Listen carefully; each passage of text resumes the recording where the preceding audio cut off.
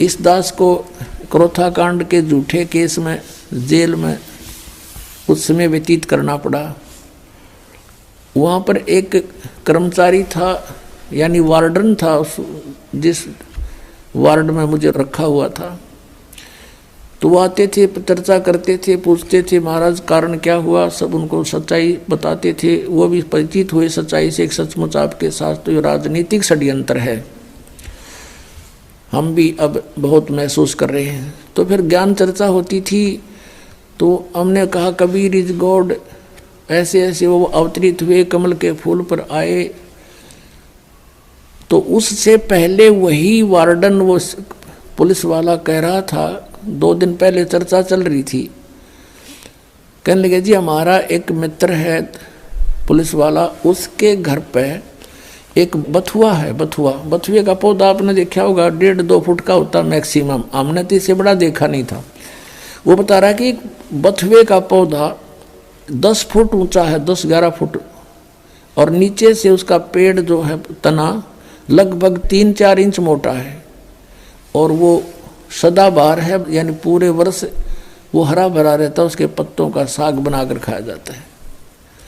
अब हमने तो अविश्वास हुआ नहीं भी होगा, हो सकता कोई बड़ी बात नहीं।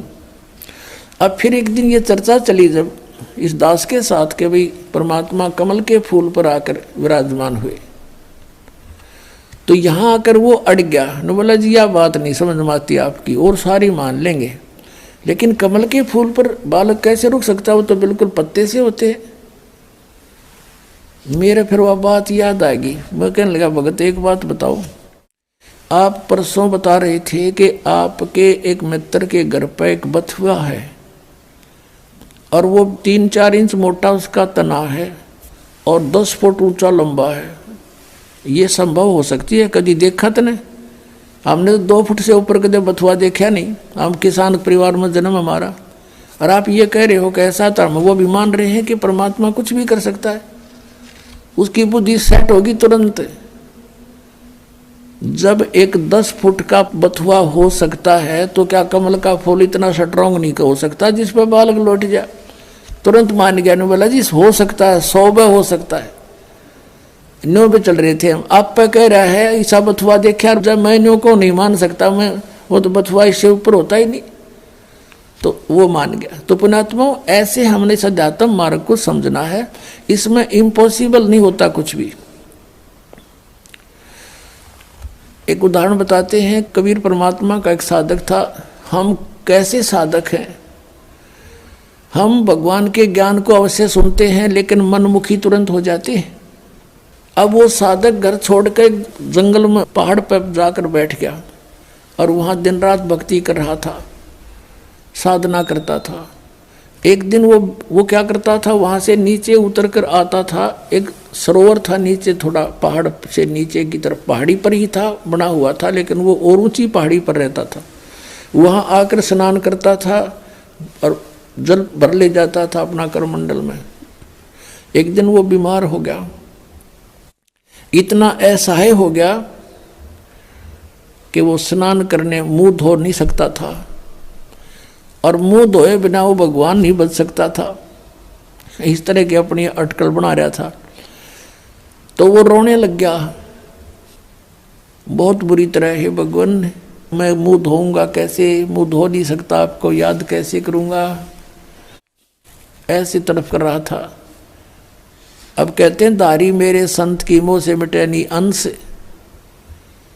अब उसके लिए परमात्मा ने क्या किया, इतनी जबरदस्त वर्षा कर दी कि पूरी पृथ्वी पर जल ही जल हो गया, कम से कम 200 400 फुट ऊंचा। और फिर वो जल उस पहाड़ी के निकट पहुंचा जहां वो संत बैठा था, इतना निकट कर दिया वो जल कि उसने ऐसे देखा, अरे जल यहाँ आ गया, अरे वर्षा इतनी अच्छी होगी। और उसने फिर मुंह धोया, मुंह धो के पानी पिया। फिर उसने देखा कि ये तो सब कुछ नाश हो गया, प्रलय होगी। फिर उसको आकाशवाणी हुई कि तेरे लिए ये करना पड़ा मुझे। तब रोने लग गया, हे भगवान मुझ पापी के लिए इतना अनर्थ हो गया। सारी जनता मर गई मालिक। कहते उसी एक्शन एज इट इज कर दिया, ज्यों का त्यों, एज इट इज, जैसे जो जहां काम कर रहा था एज इट इज कलम पकड़ी तो कलम में पकड़ा बैठा वहां पर। तो यहाँ के बारे में कहते हैं मौला थल से जल करे और जल से थल कर देत, साहेब तेरी साहेबी अब श्याम कहूं अक्सवेत। परमात्मा एक सेकंड के कुछ क्षण में भी पूरी पृथ्वी पर जल ही जल विनाश कर सकता है, और दूसरे क्षण में जो का तू आपको जैसे यहाँ बैठे हो ऐसा ही बैठा दे। आपका याद भी ना हो मेरे गिल बनी थी क्या। इतना सामर्थ्य परमात्मा में है, और हम इन अनाड़ियों के कारण, अज्ञानता के कारण, शास्त्र साधना करने के कारण, परमेश्वरीय लाभ से वंचित रहने से हम ये सोच बैठे हैं ऐसा नहीं हो सकता, ऐसा नहीं हो सकता। और ये अगर मगर जो है ये हमारे भक्ति मार्ग को समझने में बहुत बड़ी बाधा है। सतगुरुदेव।